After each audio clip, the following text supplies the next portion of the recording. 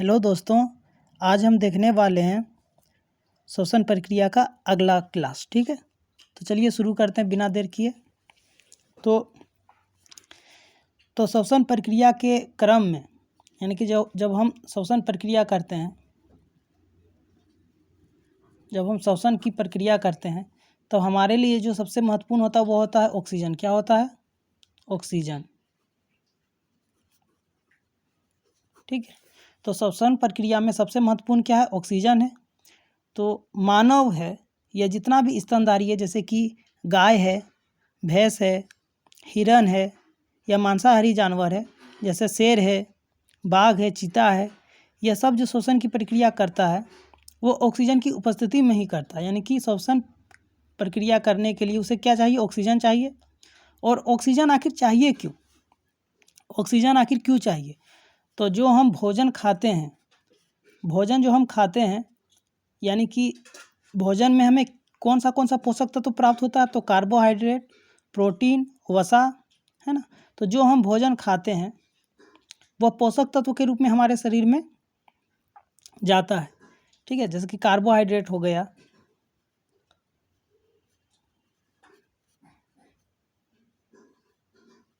Carbohydrate, protein और वसा। तो इन सब का जब हम भोजन करते हैं, ठीक है, तो भोजन से हमें क्या प्राप्त होती है? तो भोजन से हमें ऊर्जा मिलता है। क्या मिलता है? ऊर्जा। तो भोजन हमें ऊर्जा देने का काम करता है। लेकिन भोजन जो है ऊर्जा देने का काम करता है, यह बात सही है, लेकिन कुछ हद तक गलत भी है, क्योंकि भोजन जो हम खाते हैं वह ऊर्जा का स्रोत तो है। भोजन के रूप में हम क्या खाते हैं? तो कार्बोहाइड्रेट, प्रोटीन और वसा, यह हमारे भोजन में ही उपस्थित होता है। यह क्या है? पोषक तत्व है। क्या है? पोषक तत्व। तो कार्बोहाइड्रेट, जैसे कि हम चावल खाते हैं, रोटी खाते हैं, ब्रेड खाते हैं, ठीक है, इन सब में क्या होता है? कार्बोहाइड्रेट होता है। और जितनी भी दालें हम खाते हैं, जैसे कि अरहर हो गया, है ना,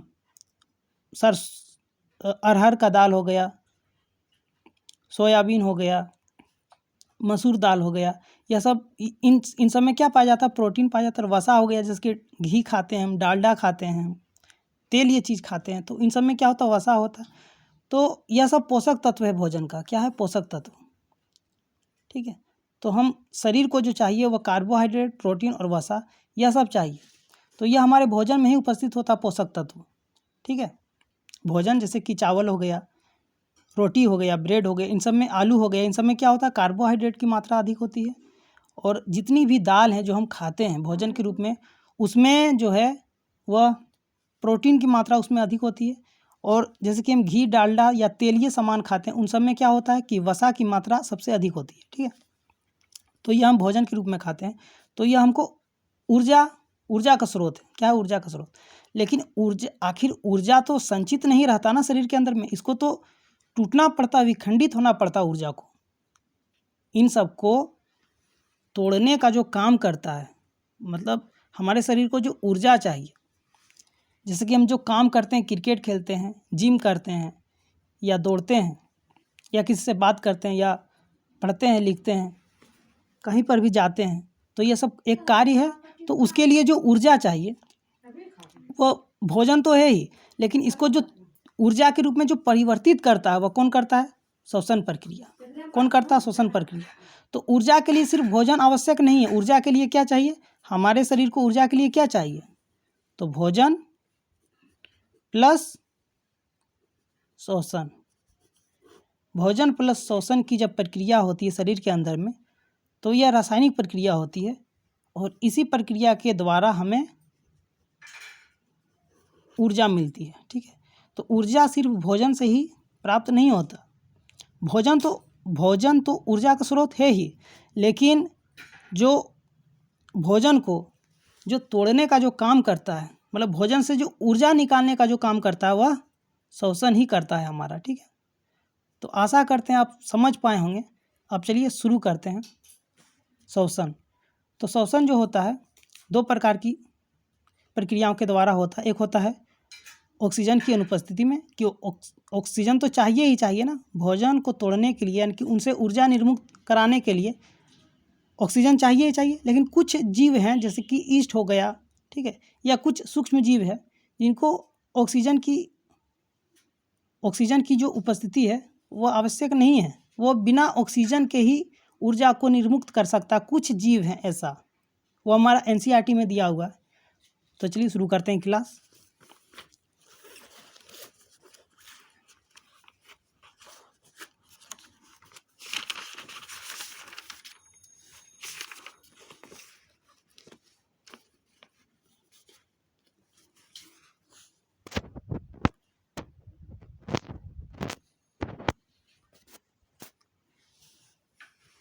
तो वायवीय श्वसन यानी कि जिसमें ऑक्सीजन की उपस्थिति हो। श्वसन जिसमें ग्लूकोज क्या हमारा भोजन है, पचा हुआ भोजन को हम लोग क्या बोलते हैं, ग्लूकोज बोलते हैं। तो जिसमें ग्लूकोज का विखंडन ऑक्सीजन की उपस्थिति में होता है। क्या होता है, ऑक्सीजन की जो उपस्थिति में होता है, और ग्लूकोज का क्या होता है, विखंडन होता है, यानी कि ग्लूकोज को तोड़ा जाता है, तभी तो ऊर्जा मुक्त होगी ना। तो श्वसन जिसमें ग्लूकोज का विखंडन ऑक्सीजन की उपस्थिति में होता है उसे वायवीय श्वसन कहते हैं। वही चीज़ है, देखिए ग्लूकोज है आपका C6H12O6, और इसमें ऑक्सीजन की उपस्थिति में ग्लूकोज का विखंडन हो रहा, वो भी ग्लूकोज का पूर्ण विखंडन हो रहा। ऑक्सीजन की उपस्थिति में ग्लूकोज का पूर्ण विखंडन होता है और हमें ऊर्जा मिलती है। और कार्बन डाइऑक्साइड और जल जो है वो श्वसन प्रक्रिया के द्वारा वापस वायुमंडल में चला जाता है, ठीक है। तो जब हम लोग वायुमंडल में कार्बन डाइऑक्साइड को निर्मुक्त करते हैं, मतलब छोड़ते हैं, तो उसके साथ में कुछ जलवाष्प भी निकलता है, वही जल है। जलवाष्प यानी कि जल और कार्बन डाइऑक्साइड वो निकल जाता है और हमें ऊर्जा मिलती है, शरीर को काम करने के लिए ऊर्जा मिलती है, ठीक है। तो ये आपका ग्लूकोज हो गया C6H12O6, ये ऑक्सीजन की उपस्थिति में हो रहा है। इस पर वायवीय श्वसन जो होता है ऑक्सीजन की उपस्थिति में ही होता है, ठीक है। तो कार्बन डाइऑक्साइड जो होता है वो बाहर निकल जाता है वायुमंडल में, और जल जो होता है वो जलवाष्प के रूप में ही कुछ मात्रा में कार्बन डाइऑक्साइड के साथ ही बाहर निकल जाता है, और 38 ATP ऊर्जा हमें मिलती है। और यह जो 38 ATP ऊर्जा है वह माइटोकॉन्ड्रिया में संचित होता है। माइटोकॉन्ड्रिया क्या है, तो कोशिका का जो कोशिका द्रव होता है, ये हम कोशिका में पढ़ेंगे विस्तार से, ठीक है। तब तक के लिए समझ जाइए कि हमारे शरीर में जो है, हमारा जो शरीर का निर्माण हुआ वह कोशिकाओं से हुआ, और कोशिका के जो कोशिका द्रव है साइटोप्लाज्म, उसमें माइटोकॉन्ड्रिया उपस्थित होता है, और वह क्या कार्य करता है, तो वह ऊर्जा को संचित रखता है। तो हमें जब जब ऊर्जा की आवश्यकता होती है तो यही माइटोकॉन्ड्रिया उन ऊर्जाओं को शरीर को देता है, ठीक है। तो ग्लूकोज का पूर्ण विखंडन माइटोकॉन्ड्रिया में होता है। इसके फलस्वरूप प्राप्त ऊर्जा हमारे शरीर के सभी क्रियाओं को संचालित करती है। ग्लूकोज का पूर्ण विखंडन माइटोकॉन्ड्रिया में होता है। इसके फलस्वरूप प्राप्त ऊर्जा हमारे शरीर के सभी क्रियाओं को संचालित करती है, जैसे व्यायाम करना, खेलना, काम करना, बात करना इत्यादि, ठीक है। तो आप यहाँ देख सकते हैं कि वायवीय श्वसन में जो है, वायवीय श्वसन में अधिक ऊर्जा निर्मुक्त होती है अवायवीय श्वसन की तुलना में, क्योंकि अवायवीय श्वसन जो होता है वो ऑक्सीजन की अनुपस्थिति में होता है, यानी कि अब्सेंस ऑफ ऑक्सीजन, ऑक्सीजन की अनुपस्थिति में होता है। तो उसमें जो होता है निर्मुक्त ऊर्जा कम निकलेगी।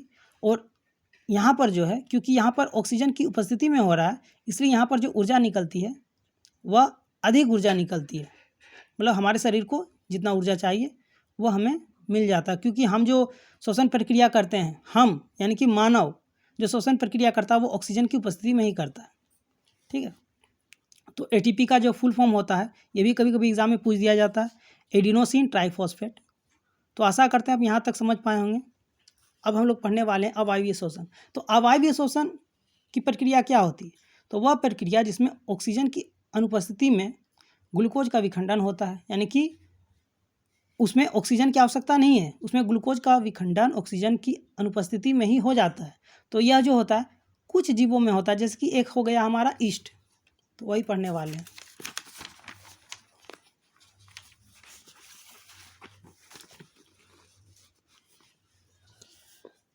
श्वसन जिसमें ग्लूकोज का विखंडन ऑक्सीजन की अनुपस्थिति में होता है, ठीक है। ग्लूकोज है यह ऑक्सीजन की अनुपस्थिति में हो रहा है, और इस प्रक्रिया के दौरान ऑक्सीजन की उपस्थिति में हमें क्या मिल रहा था, तो ऑक्सीजन की उपस्थिति में हमें कार्बन डाइऑक्साइड और जल मिल रहा था, और ऊर्जा के रूप में हमें 38 ATP ऊर्जा हमें मिल रहा था। तो इसमें क्या होता है, ग्लूकोज जब ऑक्सीजन की अनुपस्थिति में टूटता है तो इथेनॉल का निर्माण होता है और कार्बन डाइऑक्साइड निर्मुक्त होता है, साथ में ऊर्जा मिलती है। तो कितनी ऊर्जा मिलती है? मात्र 2 ATP मिलता है ऊर्जा, क्योंकि यहाँ पर ऑक्सीजन की अनुपस्थिति में हो रहा है इसीलिए। ठीक है, तो इथेनॉल का जो सूत्र होता है वो C2H5OH होता है। कभी कभी ये भी एग्जाम में पूछा जाता है। और यह प्रक्रिया किस में होती है? ईस्ट में होती है। अवायवीय श्वसन यानी कि ऑक्सीजन की अनुपस्थिति में जो प्रक्रिया होती है वह ईस्ट में ही संपन्न होती है। ईस्ट, तो ईस्ट क्या? एक सूक्ष्म जीव है। ईस्ट जो है एक सूक्ष्म जीव है, यह एक कोशिकीय जीव है, यानी कि इनका शरीर जो है एक कोशिकाओं से बना है। ठीक है, हम बोले थे कि जब पढ़ाएंगे तो विस्तार से पढ़ाएंगे कि कोशिका किसे कहते हैं, माइटोकॉन्ड्रिया क्या होता है, एक कोशिकीय क्या होता है, बहुकोशिकीय क्या होता है। तब तक के लिए आप समझिए कि ईस्ट जो है एक कोशिकीय सूक्ष्म जीव है, यानी कि इनका शरीर जो है एक कोशिकाओं से मिलकर बना है। और यह ऑक्सीजन की अनुपस्थिति में श्वसन की प्रक्रिया करता है। इस प्रक्रम में अल्कोहल, इथेनॉल को क्या बोलते हैं? अल्कोहल, कार्बन डाइऑक्साइड का निर्माण होता है। और जो हमारा इथेनॉल होता है इसी को अल्कोहल, इथेनॉल जो होता है, अतः अल्कोहल का उपयोग, इसी को हम लोग अल्कोहल भी बोलते हैं। ठीक है, इथेनॉल को क्या बोलते हैं? अल्कोहल भी बोलते हैं। और अल्कोहल का उपयोग जो है शराब, बियर या वाइन बनाने में किया जाता है। और एक प्रक्रिया होती है, यह हमारे शरीर के जो मांसपेशी है, मांसपेशियों में होता है यह प्रक्रिया। जैसे कि जो हमारा घुटना है, जहाँ ऑक्सीजन नहीं पहुंच पाता या बहुत कम मात्रा में पहुंचता है, यानी कि ऑक्सीजन के अभाव में जो प्रक्रिया होती है, कहाँ होता है? मांसपेशियों में होता है। तो उस मांसपेशी में लैक्टिक अम्ल का निर्माण होने लगता है, जिस कारण जब हम तेज़ दौड़ते हैं तो हमारे घुटनों में क्या होता है? दर्द शुरू हो जाता है, ऐंठन शुरू हो जाती है। ठीक है, वह किस कारण होता है? लैक्टिक अम्ल होने के कारण। ठीक है, इसका रीज़न क्या है? क्योंकि वहाँ पर जो है जब हम श्वसन प्रक्रिया करते हैं तो वहाँ तक जो है ऑक्सीजन पर्याप्त मात्रा में नहीं पहुँच पाता, लेकिन हम इसके हिसाब से हम अधिक कार्य करने लगते हैं, अधिक तेज़ दौड़ने लगते हैं। ठीक है, भारी सामान उठाने लगते हैं, तब हमारा जो कुछ जॉइंट होता है हड्डियों का, वहाँ पर लैक्टिक अम्ल का क्या होता है? संचयन होने लगता है। ठीक है, और इसी के कारण जो होता है वो ऐंठन शुरू हो जाती है, या आप कह सकते हैं कि दर्द शुरू हो जाता है। तो ग्लूकोज का सूत्र क्या है? C6H12O6। और लैक्टिक अम्ल का सूत्र क्या है? C3H6O3। तो ये भी पूछा जाता है कि लैक्टिक अम्ल का सूत्र क्या है, इथेनॉल का सूत्र क्या है। ठीक है, और इसमें भी लगभग 2 ATP ऊर्जा का निर्माण होता है, मतलब मात्र 2 ATP ऊर्जा ही उसमें मिलती है, लेकिन हम अधिक कार्य करते हैं इसके हिसाब से, इसीलिए दर्द होने लगता है। और इनको ठीक करने के लिए क्या करते हैं हम? जो है शरीर में गर्म पानी का सेक लगाते हैं या गर्म तेल का सेक लगाते हैं। वो क्यों लगाते हैं? क्योंकि उनसे क्या होता है, जो हमारा ब्लड होता है शरीर में, वह तेज़ प्रवाहित होने लगता है। यानी कि जब ब्लड तेज़ प्रवाहित होगा तो उनके साथ ऑक्सीजन भी जाएगा, और ऑक्सीजन जाएगा तो वहाँ पर भी ऑक्सीजन पहुँचेगा जहाँ पर ऑक्सीजन का अभाव है, तो इस कारण वह दर्द धीरे धीरे ठीक हो जाता है। ठीक है, तो आशा करते हैं आप यहाँ तक समझ पाए होंगे। यदि नहीं समझे हैं तो वीडियो को दोबारा देखें, आप ज़रूर समझेंगे। ठीक है, तब तक के लिए धन्यवाद।